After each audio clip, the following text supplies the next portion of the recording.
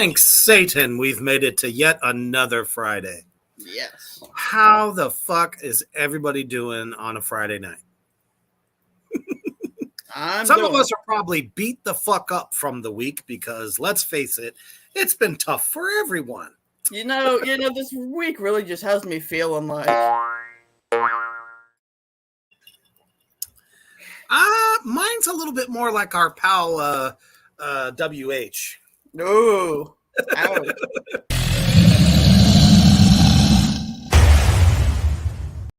could think about 6 people I would have loved to have done that to this week. Tyler, what's happening? What's up? So, sorry, I was just suddenly got a flash of the Skeletons album cover all of a sudden. What was that? He's got rum. Well, lucky for you, I got Canadian's finest. Here you go. Now you need some more.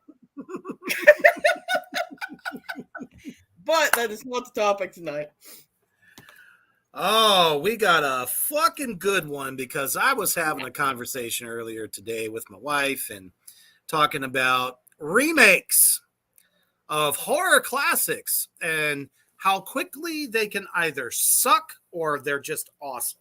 Yeah. So apparently, when we look into the world, Kyler, when we look into the world of people that think they're an authority on horror films, especially remakes, first place I thought of was Rotten Tomatoes, everybody's favorite movie company that rates whether or not a film is good, and they have a fucked up list. And I mean fucked up. The 25 best horror movie remakes. And, you know, in true Rotten Tomatoes fashion, they numbered them according to their scores. Yeah. Now, they really don't do a whole lot of writing underneath, but what they do write can kind of tell you maybe why they chose it and maybe not. Yeah. Kyler says, not even 5 minutes in and I get flashed. Sorry about that, brother. But before we get into that, losing the voice already. Damn Taco Bell. I'll tell you, it was good going in, but now I'm having all sorts of issues. But yeah. Let's take a quick commercial break to the wonderful Villain Arts Tattoos. Check it out. Where is it?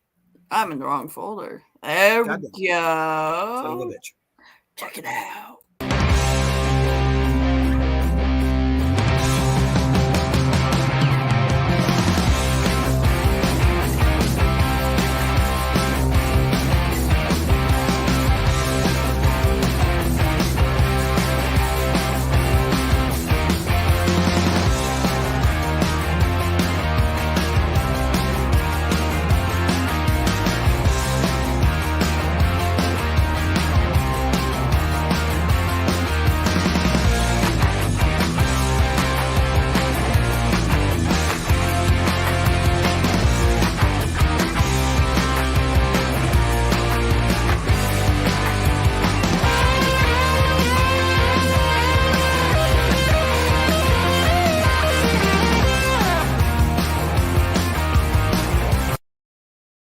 All right, that's right. Villain Arts Tattoos.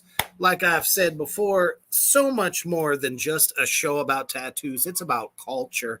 It's about all us weirdos getting together Mm-hmm. and coming together to entertain and, make people's day a little bit brighter, easier, maybe creepier.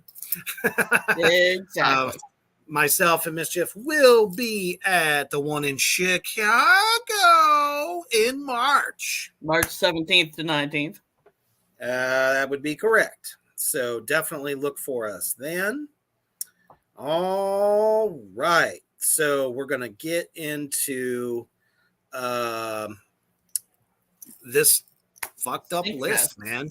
Because there is one remake that has been completely and utterly legitimized now. It's happening, and I don't know how I feel about it. But we'll get to that. Oh, we'll get to that. That's to be put in for a special someone. On it. I'm on it. All right. Let's delve into this shit piola. Here we go. Oh, yeah. Number 1. I'm sorry, number 25. See, I'm always thinking 1 up to 25. Right. They never do it this way. No. So this one, I'm surprised, is at the bottom of the list. Because honestly, this film was very fucking good. Yeah, I've watched it many a time with my mother. Oh, yeah. A good one. I've watched it with my son at least a couple times a year. It was his favorite film. Especially, I mean, he likes the first one. I still like the first one. Right. But this one was much fucking better. Agreed. Better budget, better actors, better everything. And come on, it's got Jensen Ackles. What else do we need? Well, So this is My Bloody Valentine, 2009. And of course, it gets a Rotten Tomatoes rating of 61. Personally, I think I would have gave it an 80 to an 85. I would have been good with that. Yeah, 80 to 85. That's fine. I mean, it was a killer at the box office. Right. That's, not like the best movie on the planet, but it's pretty fucking good. So I'm good with that. Absolutely. It wasn't a dud. It didn't go, straight to DVD at that point. It actually stayed there for a while. And here's this is what they call the critics' consensus. How fun. This gory, senses assaulting slasher film is an unpretentious, effective mix of old school horror stylings and modern 3D technology. That's all you're giving us. Yeah. I mean, I'm not going to say that what they wrote was total trash, but let's talk about fresh fucking story. Yeah. Story's great. There were good. Everything's good. Yeah, there was so much more to this film than just, it gave, paid homage to the first one and this and that. No, they took the script a little further. They made it more modernized. Gave you some backstory, and at the same time, twisted your fucking head around because you had no idea that the main actor, I think, Jensen Ackles, happened to, this whole thing is in his fucking head. You know what I'm saying? Hey, Louis, what's going on, brother? Over in the UK from Tigo Kabak. So, I mean, there's so much more there. I know. And here's the synopsis. 10 years ago, an inexperienced coal miner named Tom Hanninger caused an accident that killed 5 men. Let's see, I have to hit the more button to get more, I guess. Did that work? Did it not work? And put a 6th Harry Warden into a coma. A year later on Valentine's Day, Harry woke up and murdered 22 people with a pickaxe before dying. Now Tom returned home, still haunted by the past. and something else is back in harmony. A pickaxe-wielding killer in a miner's mask, maybe the ghost of Harry, come to claim Tom and his friends. So, I mean, you can tell just from that this is a different movie. Exactly. The original one was actually a very low budget. I could speak today. God damn it. A low budget film made in the 80s in Canada. Mm-hmm. Nothing against Canada, but still, it wasn't focused on a legend. This wasn't something set, 10 years in the future or anything like that. Right. So they really did a nice job, I think, of taking the idea of the film and making it better, because it's like, who's the killer? Who did it? Exactly. Everyone thinks it's this guy. Everybody thinks it's the sheriff. It's back and forth the whole way. Right. So, I have to say, at least it made it to this list, but damn, they missed the mark on this one. They could have said a lot better shit. Here's another one that I could go either way. I remember I watched it when it came out, and maybe like once since, but I thought it was freaking awesome. Well, it's so bloody. I mean, okay. So we're talking about the Evil Dead remake. Hey, son, what's up, Klaus?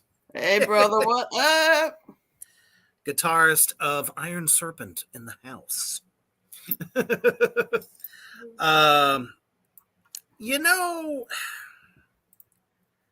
Here's my problem. I am not going to say that the story wasn't good, because the story was good. Right. Here's the problem. Mm-hmm. Yes, it's missing Bruce Campbell, but that's okay. I don't care about that. I was going to look at this film with a whole new set of eyes. Mm-hmm. My problem with what they did is they tried to take a different angle on the story, mm-hmm. but they tried to recreate the same damn scenes from the original. It doesn't work. Yeah, if Bruce is not there, it doesn't make sense. All the way to sticking her in the basement, although it was killer when she came up out of it, trying to grab people. That was pretty killer. But some of the other kill scenes were, pretty damn good as well. It's just that they tried to recreate scenes from the original, and it's just like, dude, this is a whole different story. You guys could have done different, better kills. True. That's all I'm saying. I'm not saying it's a terrible movie. It's just didn't feel like the Evil Dead. You kept the Necronomicon in there. Mm-hmm. You kept it in a cabin in the woods. Yeah. You know what I'm saying? Well, spice it up somehow. Change the story a little bit. Okay, that's fair. And that's the other thing. And you're going to love this. So the brilliant Rotten Tomatoes has to say this. It may lack the absurd humor that underlined the original. Okay. Am I right or am I wrong? Did we love Evil Dead for its hilariousness? Partially. Fuck yeah, we did. Yeah. I mean, still, it was a great story. Don't get me wrong. This one was way too serious, and I think they should have prefaced this that this was not going to be funny. They want you to take this more seriously, right? Right. But the new look Evil Dead compensates with brutal terror, gory scares, and gleefully bloody violence. So basically they're saying, we don't give a shit about the story, but the blood, the guts, and gore is top fucking notch. I mean, this is why I hate critics. Yeah. Especially Rotten Tomatoes. They basically just told you, don't listen to it, put it on mute, just watch them kill each other. It's great. Yeah. And I don't like the write-up of it really either. No, it's not very good. It's really not. But like I said, kudos to them for changing the story.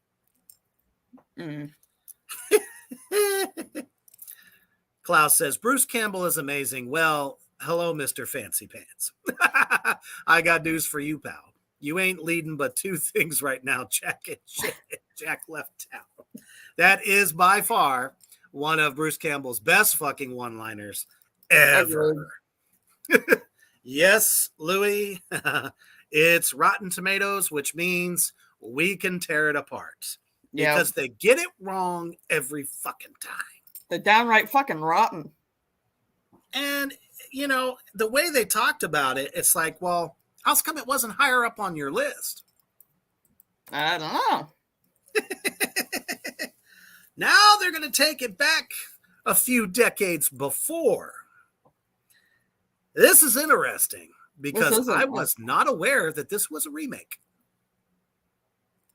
I don't know. Have you ever seen this one? That's what I'm trying to figure out. I'm honestly not sure. Oh, Kyler, trust me. It's really interesting because Bruce Campbell has never been this much behind an Evil Dead film like the one that just came out. He wasn't really behind the one before. I have not seen this, but I need to because Malcolm McDowell. So the movie is Cat People from 1982. And they actually give it a pretty high rating for what this film is. Mm-hmm. I've seen it, but I can't say it's one of my favorites. Right. But not knowing or seeing the original doesn't help my cause either. Right. So it's kind of hard to say, well, was it better? Well, let's see what the critics have to say. Why don't you take this one? All right. Paul Schrader's kinky reimagining of Cat People may prove too grisly and lurid for some audiences, but its provocative style and Natasha? Yeah, it's Natasha Kinski. Okay. Yeah. Natasha Kinski's hypnotic performance should please viewers who do like a little gasoline with their fire. Now, the song that they're referencing there is a David Bowie classic. And what he's talking about there, and this is very typical of the 80s, as y'all very well know when it comes to horror. Nudity and death. What the hell else do we need? That was their formula back then. It didn't matter if it was werewolves, vampires, monsters, slashers. If there wasn't somebody walking around in the buff, somebody trying to get it on. You know, wait, Kyler says, wait. Did you just say kinky? Yeah, we did. Yes, we did, sir. The whole story of Cat People is kind of centered around that she's basically a succubus. Mm-hmm. But she embodies a cat. She turns into not the sweet little cuddly fuzzy furry thing that, brushes up against you when you're walking around. Yeah, like she's full on like adult head to toe fucking cat. And she's scary. It's not a pretty sight. No. And her kills are very, very good. But the whole thing about the hypnotic performance is the fact that she's fucking naked throughout pretty much the whole fucking movie. Personally, why don't you just watch a porno at that point? I'm serious. Or watch any of Glenn Danzig's movies. Yeah, he knows kinky. Now that goes back to when Glenn's one nipple was happy. Apparently it deflated over time. Oops, that ain't what I wanted. Whoops. There we go. Wrong show. So yeah, the synopsis is it's a sensual and violent horror tale, which is fine. Oh, there's a dark family secret. The 80s was all about the dark family secret. I mean, we saw it in so many different movies back then. So to say that it beat the hell out of the original, well, if the original came out in the 50s or 60s, I would venture to say it probably kicked the ass of it to the ends of the earth because of all the Skinamax flavor. Oh, come on, Kyler. Where's your sense of adventure? No, she don't get furry so much as just color. Like, you know what I mean? She's not, like I said, cute, fuzzy, gizmo-like or anything like that. So if you want to check it out, go ahead. On my opinion, it shouldn't have been on this list. You guys are fucking stupid. Yeah. This next one I've never heard of. Oh, you don't know Willard? No, I don't. Oh, the story of the man and his rats. Okay. This movie is basically a classic tale of a guy who you just know something's wrong with him. Mm-hmm. That he's way too fucking quiet when he talks. He's very soft and all this stuff. All the while, his best friend in the whole wide world is a rat. So much, in fact, that literally he begins to command hundreds of them to kill people. Ooh. It's actually kind of cool. Yeah. Oh, no. Oh, shit. My bad. Oh, I did it again. Maybe you did, because I don't know. I can't say I'm not there with you. But it says in this creepy story of a man and his rodents, Glover seems born to play the oddball title character. That's not really telling us much. No, that doesn't give a squat. It's not giving us any real sense of the film. Now, this came out in 2003, and guess what? I haven't fucking seen it. I've only seen the original. So let's see if the synopsis reigns true here. Desperate for companionship, the repressed Willard befriends a group of rats that inhabit his late father's deteriorating mansion. Okay, so it's pretty much going along those lines. But there's more to it. There's a lot of people that aren't nice to him, treat him badly. So naturally, he's going to send his fucking rats to kill them. Okay, so Kyler has apparently seen it, and he said it's one of the bloodiest movies ever. I'm not surprised, because have you ever fucking seen a rat? Yeah. They're not cute and cuddly. They can be. I mean, they can be, but not the ones in this one. Think of demonic fucking rats, you know. Yeah. And I once had a friend who had a rat, and I was petting it one day, and it bit me. Let me tell you, when you get bit by one of them fucking things, doesn't tickle. Oh, I bet. Ooh, wee. I didn't even piss it off. So I can only imagine what Willard's rats are like.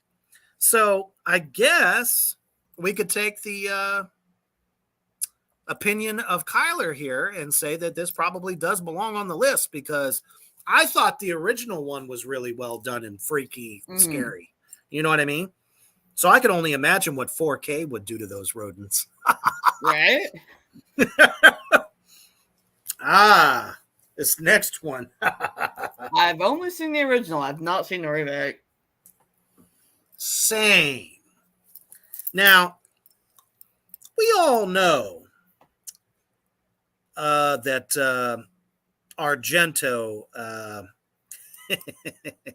was very artsy with his films. And this one in particular is very popular because of the craziness. It was made in the 70s, so there was a lot of, activities, if you will. We're talking about the movie Suspiria.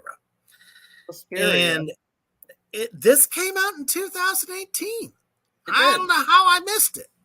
I think I heard about it, but I haven't seen it. I mean, did it go straight to DVD? I don't know. I haven't heard anything about whether it's good or not, except for what we're reading right here. I don't know. Now, here's the interesting part of this. They have it set in 1970s. Okay. So I guess they were really trying to keep it as close to the original as possible. Well, maybe when I read the critics' consensus, it might ring a bell to you there, Kyler. Suspira attacks heady themes with garish vigor, offering a viewing experience that's daringly confrontational and definitely not for everyone. Did you just learn a fucking thing from that? That literally didn't make any fucking sense to me. That doesn't tell me anything about the movie. All right. See you, What dude. makes all right, Louis, thank you for stopping in, brother. Appreciate it. This didn't tell me a thing about the movie. It just what makes a movie confrontational? Somebody explain that one to me. I don't know. Is the word, I'm kind of wondering if the word they meant to use is like controversial? Is that what they meant to say? I think that would have been better. Agreed. Because I also think they could have just said that yeah, I guess that word just really much sums it up. Yeah. Because I don't think there's anything else that the themes in this film cover anything from sexuality to just the dance world in general. Yeah. Why don't you go ahead and read the synopsis for us? Ooh. That was a good one. Let's see. Synopsis. Kyler, I love your explanation of confrontational. I'm arguing with the movie and it's fighting back. I think I dig that. All right. Young American dancer Susie Banyan arrives in 1970s Berlin to audition for the world-renowned Helena Marcos Dance Company. When she vaults to the role of lead dancer, the woman she replaces breaks down and accuses the company's female directors of witchcraft. Meanwhile, an inquisitive psychotherapist and member of the troupe uncover dark and sinister secrets as they probe the depths of the studio's hidden underground chambers. Everything you wanted to learn about dance companies. But you throw in some witchcraft and some psychobabble and psychological, head trips, which is indicative of the 70s. How is that too far-fetched? You always hear about how dance companies are just weird. They have their own kind of, weirdness to it. Not saying it's bad weird. I mean, if it's for you, it's for you. If it's not, it's not. But it kind of makes you, a little leery of how does this shit happen? I don't know. It's just in the art world, everything is just to the beat of a different drum. Yeah. I got a message from my mother. She says it was an Amazon Prime original and it's really good. That would be why it fell under my radar. Yeah. Because I don't always, unless I've read something beforehand, I don't go looking for it on Amazon Prime. Yeah, that makes sense. So, okay. Now, this next one I'm also very happy about. Agreed. Still feel that the rating should have been much larger. Agreed, for sure. We are talking about the movie that started it all. Single-handedly created the world of zombies. We're talking about Night of the Living Dead. But in this case, it's the 1990 remake of Night of the Living Dead. You got Tony Todd Patricia Tallman, Tom Towles, McKee Anderson, and yes, the late, great Sid Haig. Couldn't have been a better cast. Even no, that's not right. Either Bill Moseley was in this one or he was in the original. I cannot remember. Actually, I believe no, it was this one. Yeah, it was this one. Yeah, because he's the one that goes, "They're coming for you, Barbara." Who better? Who better to kick the film off? Even if it was just 10 minutes.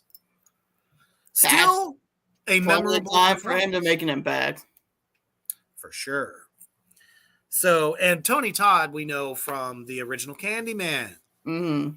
And later on in the sequel to Hatchet.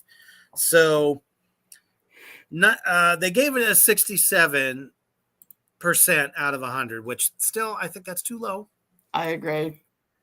Night of the Living Dead doesn't quite reinvent the original's narrative, but its sleek action and amplified gore turn it into a worthy horror showcase. Okay. That's... Yeah. I mean, we're talking about a film that paid homage to the original, brought it into color, and killed it. Yeah. This movie was highly successful. It's fan-fucking-tastic. It is. It still surprises me that it never made it to the big screen. Yeah. And another crazy thing is this fucking thing is in 3D. It is? I'm almost positive. Or there's a 3D version. Movies. I don't watch 3D movies. They give me migraines. I understand. But I'm saying for people that like that, they want to see their body parts flying like they're flying right at them, that kind of thing. I'm cool with it. And it's directed by Tom Savini. Yes. Can't beat it. Definitely. Can't beat it at all. Yes, I agree, Tyler. The makeup was amazeballs. All right. Still, that consensus really doesn't tell us much about the film. No, not at all. What the hell is sleek action? I have no idea what that means. So that means it's thin, soft, cuddly. How are you going to get that? How are you going to get that with a zombie movie? Come on. Yeah. How about you say the action was kick-ass? Because obviously in this remake, compared to the original, they were able to do so much more. Yeah. Especially with the zombies. So we shall move on from that one. And before we get to number 19, let's take a quick commercial break. Let's see, who do we want to do? Our good friends over at Poison Valley Clothing. Check it out. Allahu Akbar.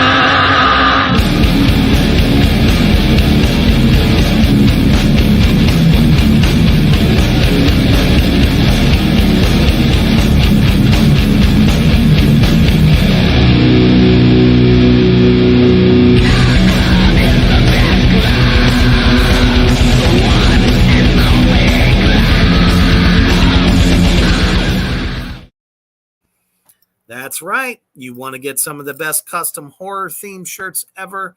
Go check our friends out over at Poison Valley Clothing on Facebook. They got a bunch of new designs. Get you one today. Yes.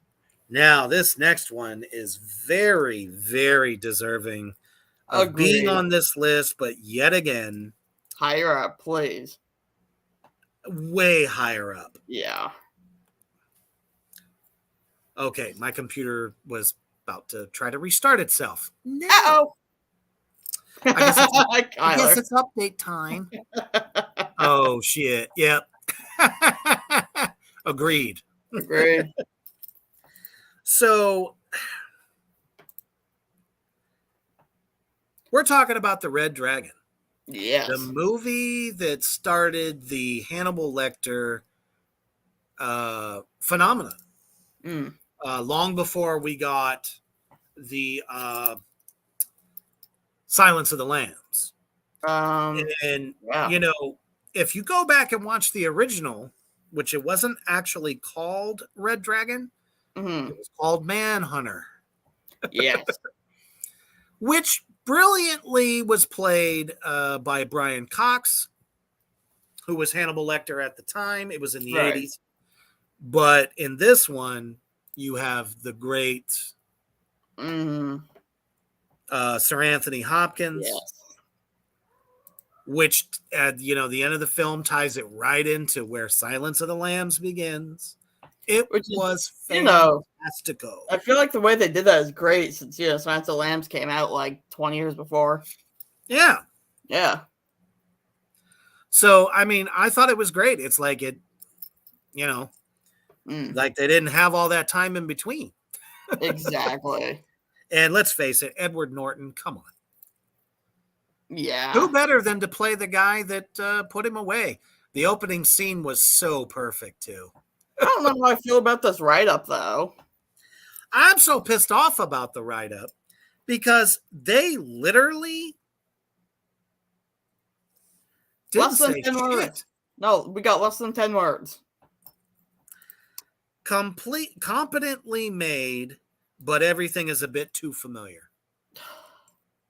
Like, I get it's a kind of similar plot to Silence of the Lambs, but, like, it's different enough. You don't need to say things are familiar. Oh, they added a fuck ton more to this film Oh, yeah. than the original had.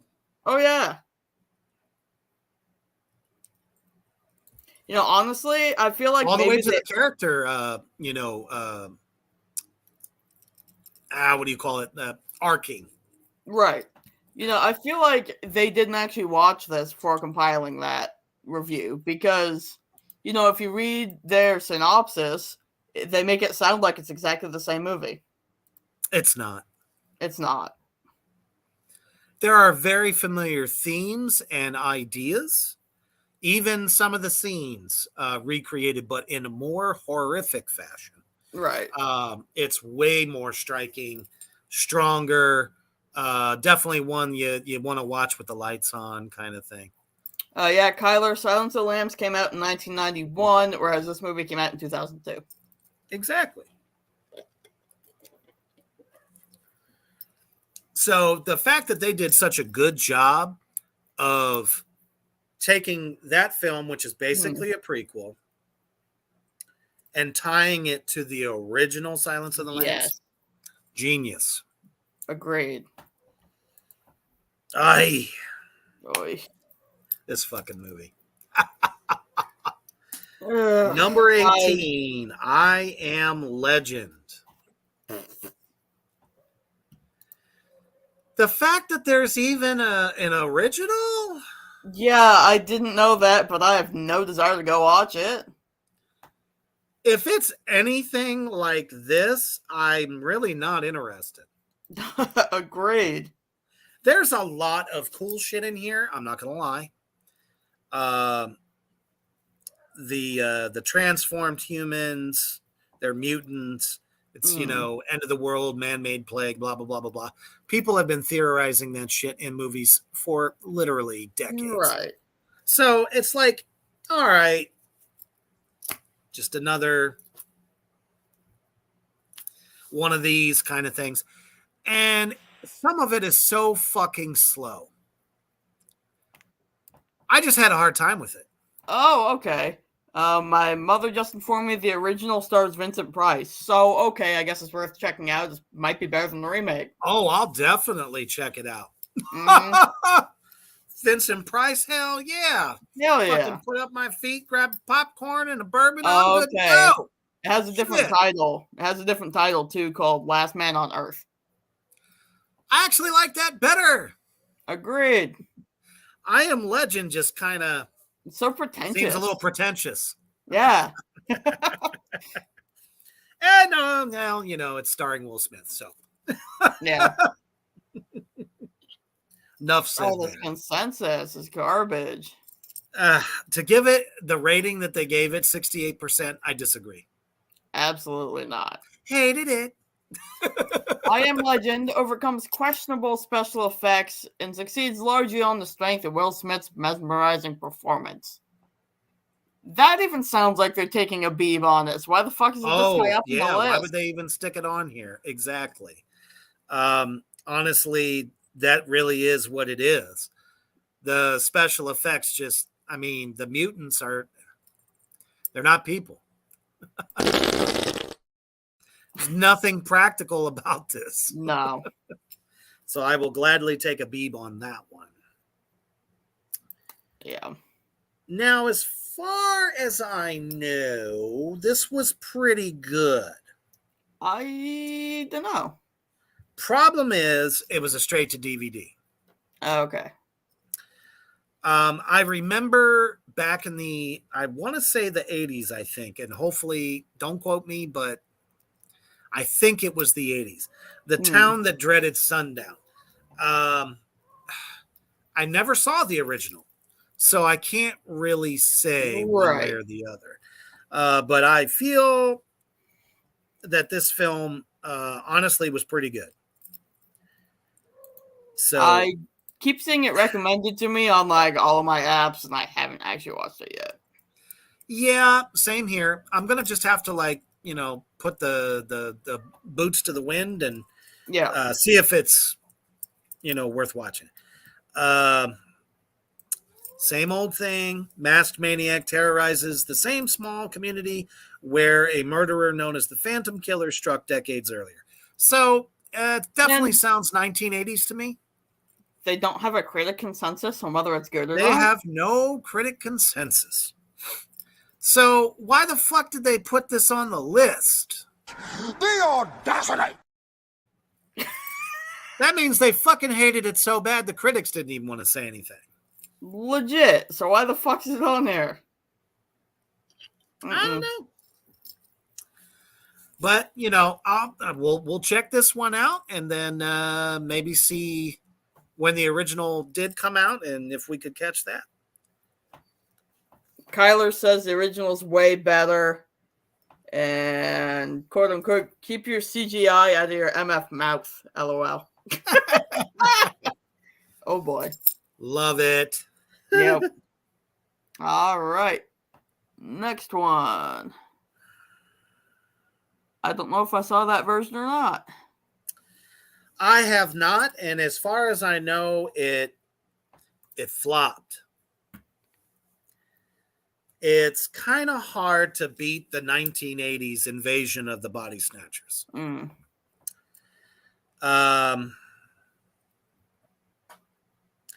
this one, the critic consensus says, it may not topple previous adaptations, which, like I said, the most famous one being in the 80s, but the original came out in black and white. So, but it boasts an effective sense of dread and strong characterizations. What? In other words, it's saying it definitely ignites the sense of, oh shit, this is creepy. Yeah. And the fact that the characters have been fleshed out very well. Okay. Doesn't make a good remake in my book. Yeah, no. So we're just going to gloss over that. Next. Number 15. I absolutely loved this movie. This is an adaptation of a either late 70s or early 80s film known as The Crazies. This has Timothy Olyphant in it, which he's just a badass actor anyway. Right. As the sheriff. And it's just a crazy world. It's like the people don't become zombies. They just become mad and try to kill you with various things. Yeah. They're like turned from regular person to maniac in 2.5 seconds. Tensely, nicely shot, and uncommonly intelligent, The Crazies is a horror remake that unusually works. What? That means they wanted to hate it, but couldn't. But they couldn't. Gotcha.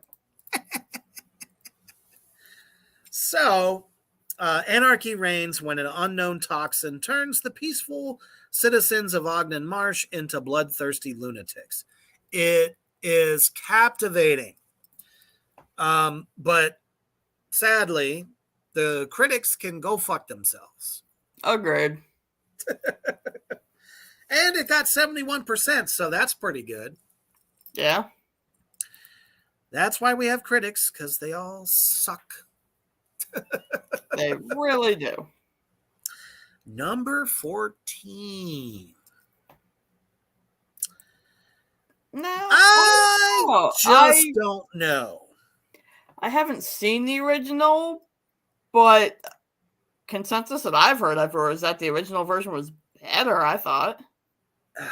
See, that's it. That's just it. But that's what I thought, right? That's just it. I believe it was Japanese, right? Yes. Okay. Ringu is the absolute real version of the ring. Right. And very well done.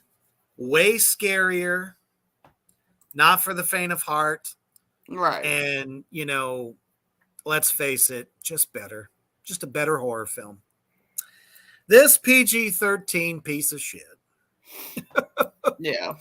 Was created for those that just want a little bit of fright, but not want to go the distance. Yeah, I mean, you've got a couple of scenes, like the TV scene when she comes out, or like when she crawls down the stairs, but like, you know, it's really not that scary. I mean, if you love contortionism, go to a sideshow. You'll see better. Yeah. Honestly. That didn't really scare me so much as just her stepping out of the TV. I thought that was genius. It was, for sure. The whole idea of the film is good, but let's face it, you can't beat what the Japanese already made. It's like we were just trying to capitalize and go, oh, hey, let's adapt it for Americans. I bet they'll love it. Yeah. Sorry, didn't work out so good. At least not for me. I wasn't that big of a fan. And let's face it, yeah, the fact that I liked it so much better in Scary Movie. Exactly. I was just thinking the same damn thing. It was way better. All right, this next one needs to be like up at the fucking top. Should have been at least top 3. Agreed. The fuck? We're talking about the single greatest adaptation of Bram Stoker's Dracula. With a star-studded cast. Gary Oldman. Yes. Winona Ryder. Anthony Hopkins. The only one that wasn't so great, Keanu Reeves. Agreed. He doesn't do an English accent for shit. Yeah. Now, Carrie Elwaves knocked that shit out of the park. Oh, yeah. I can't believe that they don't even list his name under starring. He acted circles around Keanu Reeves. But anyways, all right. So the critics' consensus, this should be great. Overblown in the best sense of the word. Francis Ford Coppola's vision of Bram Stoker's Dracula rescues the character from decades of campy interpretations and features some terrific performances to boot. That was clap of doom. Exactly. Yeah. That was pretty well said, in my opinion. Agreed. But still definitely not high up enough. Honestly, this was Gary Oldman's finest performance in any film. I know that's hard to say, considering he played a really good chief of police in the Batman Dark Knight series, but still, I think, his best performance I've ever seen him in a film. Although I take that Better back. than Beethoven Serious? was the bomb. What's that? Which one did you Yeah. say? Yeah, what about when you played Sirius Black? Oh, I forgot. Okay, that was pretty badass too. Agreed. My bad. I forgot. Too bad he died. He didn't. He's still alive. In the movie, Oh, well, yeah. Yeah. one of the single best characters in that. I don't know. Call me crazy. Anyway. I thought he was one of the great characters in the Harry Potter world. Absolutely. I'm just sad we only got him for like 2 movies. Exactly. It's like, man, he could have went all the way to the finish. Yep. Yeah, I really don't understand why this is not higher up. What? And to say that the joking. other adaptations were campy, sorry. Oh, I'm sorry. I thought you moved on to the next one. I'm like, you joking? No, I'm not there yet. Oh, okay. I was winding up to attack them. I got 2 words for you. Christopher Lee. Yes. Bela Lugosi. Yes. Nosferatu. Yes.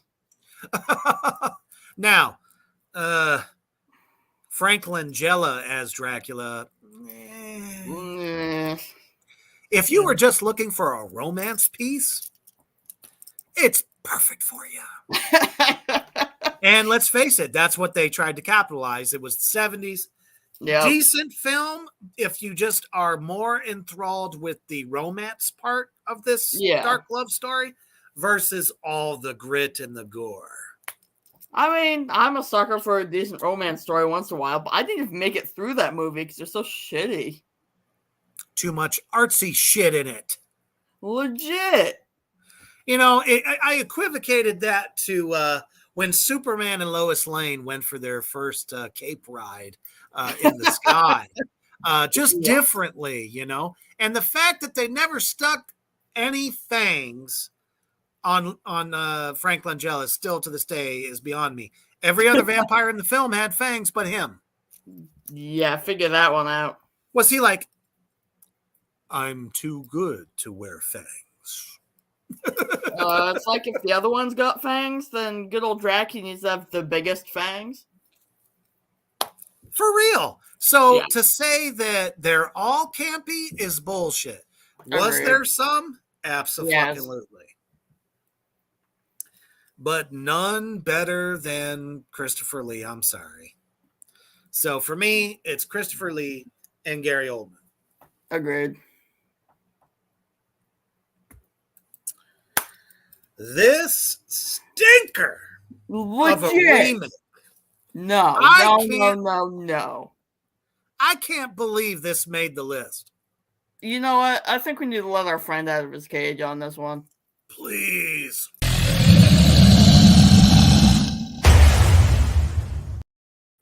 Fucking shame on you, Rotten Tomatoes. I would have expected you to make this a shit fest. Legit. They're talking about the remake of a fucking legendary film that starred the great Chris Sarandon. Humperdinck. Fright Night and Matthew McDowell. Fright Night. Fucking Fright Night. This is what you do? No. You turn a single fucking handedly classical fucking vampire film that during the 80s you would think it would be dumb as shit. It worked. It was modern it worked. It's one of probably my top 25 favorite movies of all time. Sure. Absolutely. Some people like the remake and I just can't get why. Why the fuck did they even make it? The motherfucking guy that plays the 2 key characters, which is Peter Vincent, turned him into a fake and phony fucking magician on stage in Vegas. Yeah. Sorry. No good. At all. And then Charlie. He was like the average everyday man. This kid there was nothing average about this kid. No. He's like the guy you expect to be popular in all situations. You know what I mean? So they kind of changed the demeanor of the characters. And let's face it, the guy who played Evil fucking sucked. Yeah. That wasn't Evil. Evil wasn't some nerdy kid. He was actually kind of cutting edge. He was rad. The guy that you wanted to hang around because he got in trouble all the time. Exactly. And daring you to do stupid shit.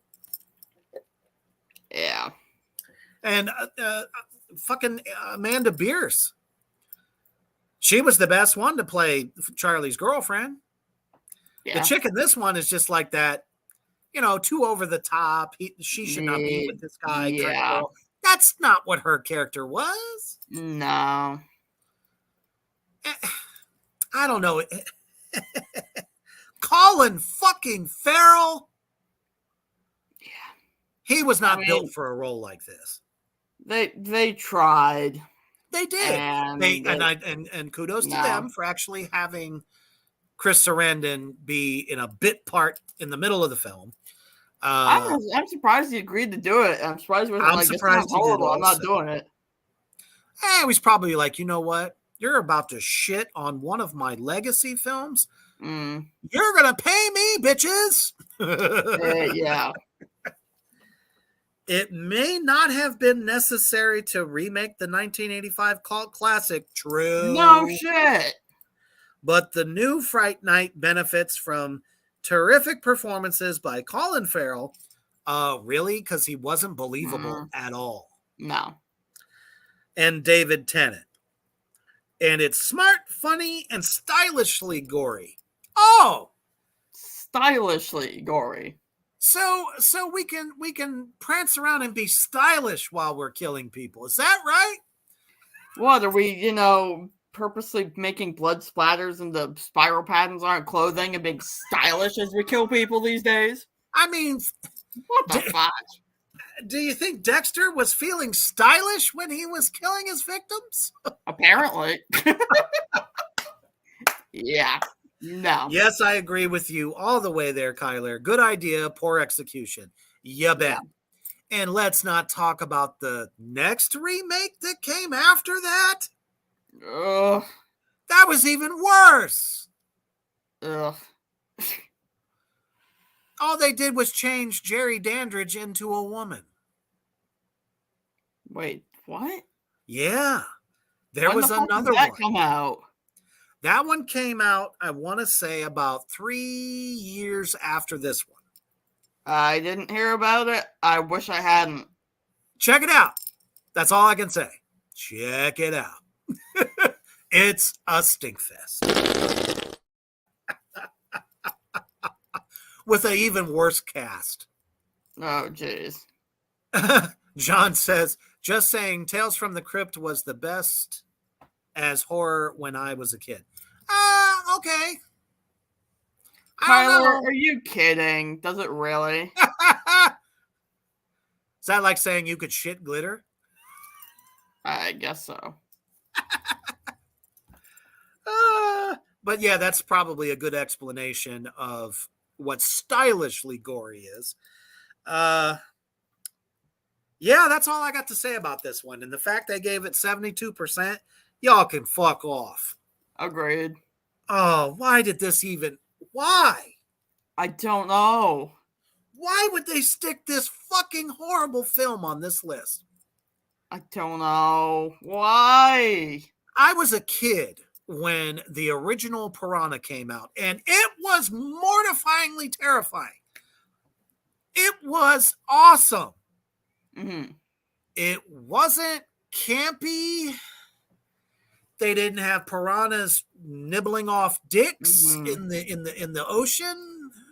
Yeah. They weren't mutant fucking piranhas that came up out of a crack in the seafloor. Yeah. This thing was basically girls gone wild with some piranhas to deflate their fake tits. I'm serious. Well, it came out in 2010, so I feel like the only reason it came out is because that's not when all the sharks started being really popular. That's the only reason I did it. Oh, let's talk about the the terrible shark movies coming out at that time. I like a good like alligator or that's a little bit more serious, and right. there were some films that were really good, but some of those other ones, except for like Deep Water, I don't think there was anything else really that good as far as these underwater monsters. Yeah. Playing exactly to the expectations for a movie about killer fish run amok, Piranha 3D dishes out gore, goof-ahs, and gratuitous nudity with equal glee. That about sums up this piece of shit. Yeah. And you're killing me. They gave it a 74%. Why? I swear it's because they wanted to put it in their spank bank. Yeah, that's gotta be the only reason, because no. There was no depth there. There was no great acting. No. Not at all. Even Ving Rhames shouldn't have even been in the movie, and he was. I swear they put him in there to just class it up a little bit, because maybe then people would want to watch it. Yeah. Kyler, okay, I can get with that. The look of the piranhas was good because they were prehistoric style. That's okay. That's fine. We didn't want a comedy version of this, though. No. At least I didn't. I don't know. No. Ooh, yeah. All right, top 10. I don't even know why this is put on here as a horror remake. Just saying. Wow. So maybe we shouldn't discuss it, or should we? I don't know. I can see it being put on there for its inciting fear. It's a fucking suspense, right. Sunday with a cherry on top and all the fixins. But it's not horror, so I'm going to skip over it. Okay. Number 9. Yeah, I'm glad I did. Yeah. Hell to the yeah. Woo! This was probably the pinnacle, which is crazy because, the remake of Night of the Living Dead was so good. But Romero would have been so equally as happy about this one, if not more. We're talking about the remake of Dawn of the Dead. Yes. The one where you get a bunch of people from different ends of the spectrum and have no choice to become a family during the zombie apocalypse and try to hold up in a shopping mall. Yep. I think about that concept every fucking time, and I'm like, how could I possibly feel normal at all by hiding in a mall? I know. That you're surrounded by literally hundreds of these motherfucking zombies that are just horrifying. I remember watching the original one of this. Nowhere near as terrifying. No, definitely not. And I was a kid when that shit came out. I was like, okay. Like, this is cool. How long are they going to last? Right. There were so many great one-liners. The kills are fucking amazeballs. Yeah. Zombie deaths and zombie kills, either way, were equally as good. Now, the critics' consensus on this is fucking hilarious. It really is. A kinetic, violent, and surprisingly worthy remake of George Romero's horror classic that pays homage to the original while working on its own terms. And motherfucker, yes, it did. This is one of the few remakes where they almost mirror the exact same film, but have its own standalone flavor. Exactly. Ving Rhames was amazing in this film. It even had Mekhi Phifer in it. Who would have thought we would have saw him in a zombie movie? Him and his Russian wife with the zombie baby? That shit was gold. Agreed. I was not expecting that. No. I mean, first of all, I thought it was going to claw its way out, which, that probably make any chick feel a little uncomfortable, but she dies first, becomes a zombie, and then gives the birth. Holy shit. It was a twofer. Whoever came up with that was probably definitely fucked in the head, but in a good way. It makes you, but that's the thing. It was one of those things that probably no other zombie filmmaker thought of. What if a pregnant lady was about to pop, gets bit, she turns, well, the baby's connected to the mom, so exactly. What would that look like? Oh shit! So I don't know. Kyler says the scene that stuck out to me was the zombie picking up the flaming barrel, all goofy like. Yeah, and he was fucking buffed the stuff too. He was like he just had gotten killed in the gym or something. Right. And then they go to blow it up and he gets those like fucking big ass goo eyes. It's like, wait a minute, a zombie should not do that. Yeah. But a great cast. Just a great cast. Agreed. What do you think, Reaper? Should we save the rest of the list for next time? Yeah, I definitely think we got enough material there to continue the onslaught. The past hour went by really quick. I had no idea we'd been going this long. For sure, man. See, that's the thing about this list. I knew, number one, the writing was going to be horrible. Oh, yeah. Because anytime it says critics consensus, it's going to be shit. Exactly. And, we're passionate about our remakes. Yes. And it's just a great topic because, like I said, we haven't even talked about the ones coming up yet. And some of the ones that, honestly, you or I would feel should be on this list. Yes. Because I can already say they missed the boat several times already. Agreed. Especially with the ones I'm thinking of. But yeah, thanks for tuning in, guys. It's great to be back on a Friday. Absolutely. Kicking off the weekend right for you. And it's a star-studded weekend, motherfuckers. Oh, yeah. We're going to have a good one tomorrow. Tomorrow, Tracks of the Damned.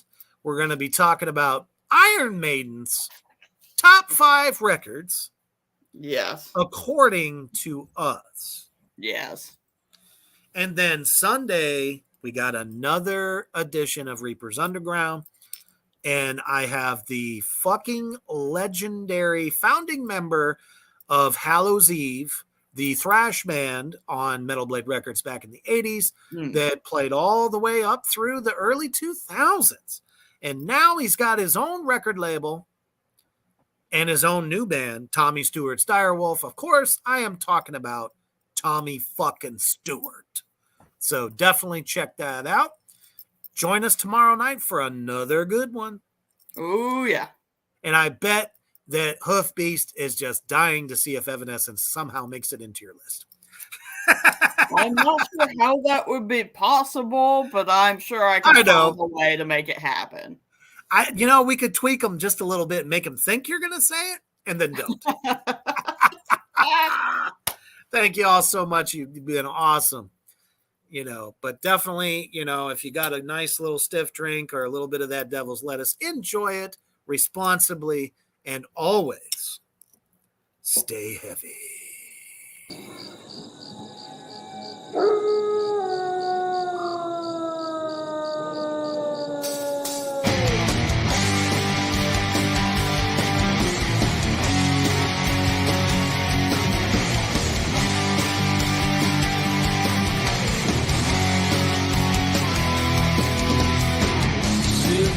Rotting in this wasteland.